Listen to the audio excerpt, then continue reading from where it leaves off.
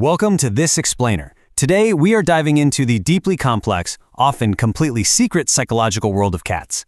We do things every single day without a second thought, but it turns out some of these innocent habits might actually be causing our cats silent psychological pain. Let's figure out why. It's a really tough question, right? But we absolutely have to ask it.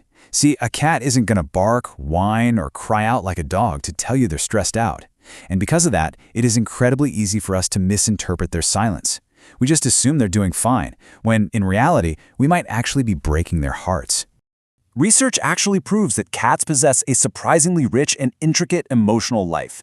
They feel confusion, heartbreak, and loneliness just like we do. So for this explainer, we're going to flip the script. We are shifting entirely from a human-centric worldview to a completely cat-centric perspective. Our goal here is to really understand their biological and emotional needs so we can finally stop making these invisible mistakes.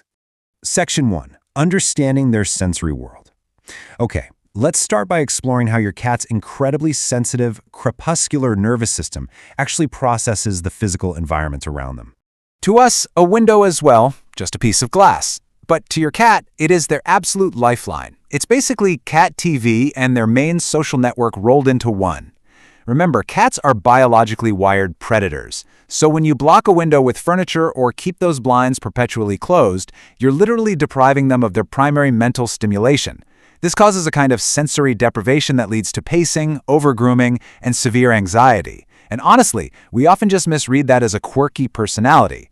Give them a window perch and you literally give them back the world. Now, notice the stark contrast in our biology here. I was totally shocked to learn this. Cats use 32 individual ear muscles to detect frequencies, all the way up to an astonishing 85 kilohertz. Meanwhile, we humans tap out around 20 kilohertz. What does this mean for your cat? It means our normal, everyday speaking volume, taking a loud phone call on speaker, or bumping your favorite music is genuinely uncomfortable for them. It isn't just annoying. It can trigger chronic stress and keep them in a constant startle response. And this sensory overload builds into another highly misunderstood feature: their whiskers. Whiskers are not just hair. They are absolute precision sensory instruments packed with nerve endings. So touching their highly sensitive whiskers, or forcing them to eat from narrow, deep bowls, sends this chaotic flood of false signals straight to their brain. This results in a deeply disorienting condition known as whisker fatigue. It causes stress, it causes food aversion, and a whole lot of irritability. This actually perfectly illustrates a massive misconception we have about their environment. We leave the house for the day and think, complete silence, so peaceful. But to them, complete silence is a blaring warning signal. It tells them a predator is nearby. Leaving your cat alone in a totally silent house forces their nervous system to constantly scan for threats. Providing ambient sounds like soft nature documentaries or calming music is absolutely essential. It tells their nervous system, hey, the environment is alive and you are safe. Section 2. Play, routine, and territory.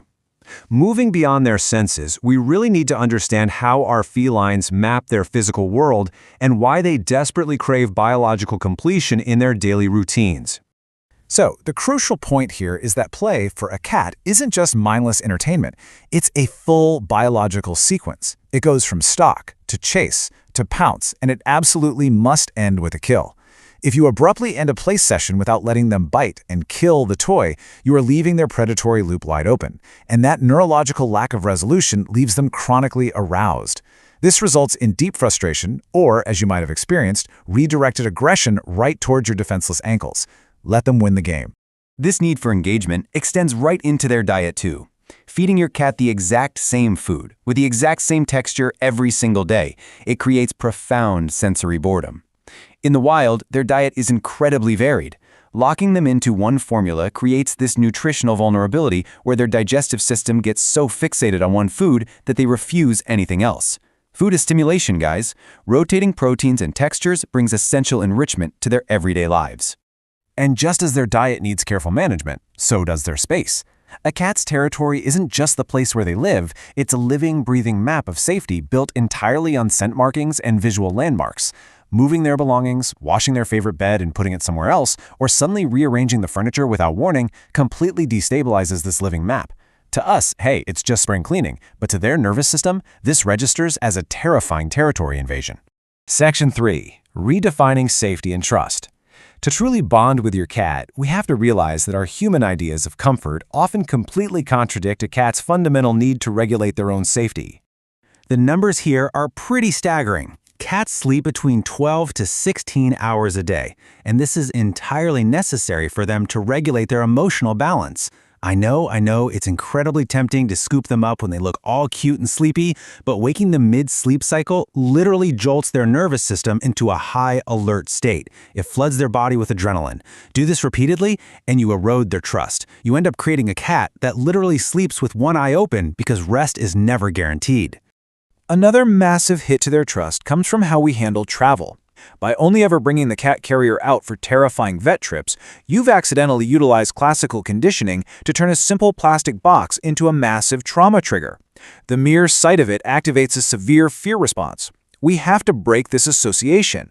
Try leaving the carrier out permanently as a normal, boring, completely safe piece of furniture where they can just eat or sleep whenever they want. And part of feeling safe is having the choice to simply disappear. Denying your cat a dark, quiet hiding spot destroys their ability to self-regulate stress. When you pull them out from under the bed just because you want to cuddle, you're essentially telling them that nowhere in the world is safe. We need to understand this.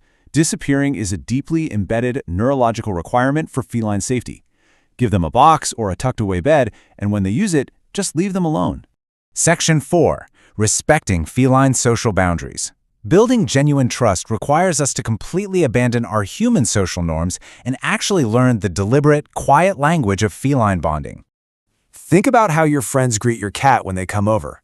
They walk directly toward them, leaning forward with an outstretched hand, making intense eye contact, right? Well, they are perfectly mimicking the exact behavioral signatures of a dangerous predator in the wild.